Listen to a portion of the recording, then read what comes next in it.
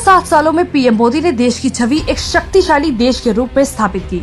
एक ऐसा देश जो सुरक्षा हो या आर्थिक मोर्चा, हर तरह से अपने देशवासियों का हित सुनिश्चित करने के लिए समर्थ है। लेकिन विपक्ष और खास तौर पर कांग्रेसी चमचे उनकी नीतियों पर सवाल उठाते रहे। एक बार देखते हैं पीएम मोदी ने देश में ऐसा क्या बदला जब पहले इन कांग्रेसियों को स्वर्ग दिखता था। गरीबों को मिला इलाज का हक। मनमोहन के राज में किसी भी गरीब को प्राइवेट हॉस्पिटल में इलाज की सुविधा नहीं थी। मोदी जी ने 5 लाख प्रति साल तक इलाज की सुविधा दी। कांग्रेस राज में किसी गरीब को सस्ता बीमा उपलब्ध नहीं था। मोदी जी ने 12 रुपए साल से लेकर 2 लाख का बीमा दिया। पेंशन धारकों को तोहफा। अर्थशास्त्री मनमोहन जी ये न सोच सके कि प्राइवेट वर्कर को 60 साल के बाद पेंशन कैसे दे।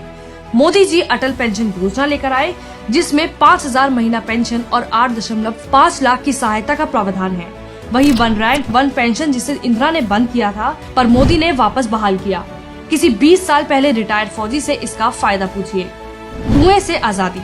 70 सालों से देश की महिलाएं चूल्हे के धुएं में घुट रही थी, लेकिन कांग्रेस को ये घुटन नजर नहीं आई। Modi 9 crore free gas connection दे चुका है, जिससे आज देश की हर महिला उनका आभार और कांग्रेस को गालियां देती है।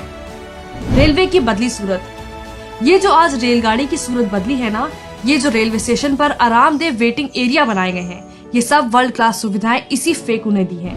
कांग्रेस के ईमानदार पीएम तो रेलवे को बस एक भ्रष्टाचार करने का मंत्रालय समझते थे। आज देश के हर कोने में रेल को पहुंचाया और विकास की एक नई गाथा लिखी। आतंकियों को डराया। पीएम मोदी के राज में देश में एक भी बम ब्लास्ट या आतंकी हमला नहीं हुआ, वरना कांग्रेस के काले काल का अध्याय तो आपको पता ही होगा। यादें धुंधली हो गई हो तो 26/11 याद कर लीजिए, कांग्रेस की लाचारी समझ आ जाएगी। एम्स का रिकॉर्ड।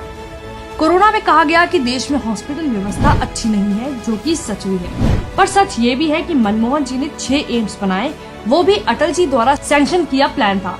2014 में 7 एम्स थे और आज 14 है, जो कि फेकू मोदी ने ही फेंकते फेंकते बना दिए।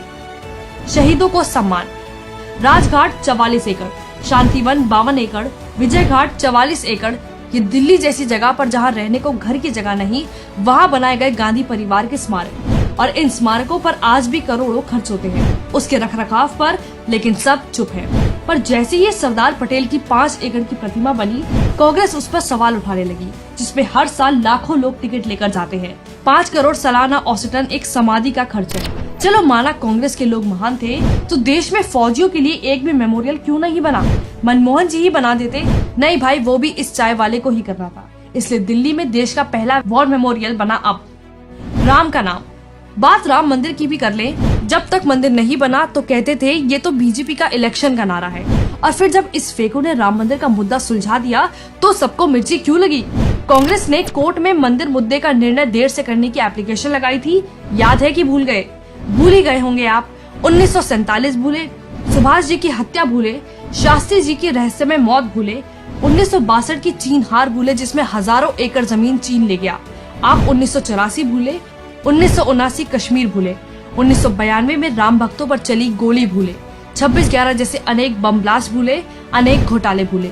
100 करोड़ से ज्यादा लोगों को मुफ्त टीका, मुफ्त इलाज, ऑक्सीजन मुफ्त, अनाज मुफ्त, सिलेंडर, वेंटिलेटर और तमाम अन्य सहायता दी, लेकिन गाली तो हम फिर भी देंगे क्योंकि हम कांग्रेसी हैं। बाकी आपको तय करना है। इस तुलनात्मक विवरण का मकसद सिर्फ इतना ही है कि आप अंधभक्त बने ना बने, पर अंध आलोचक बिल्कुल ना बने।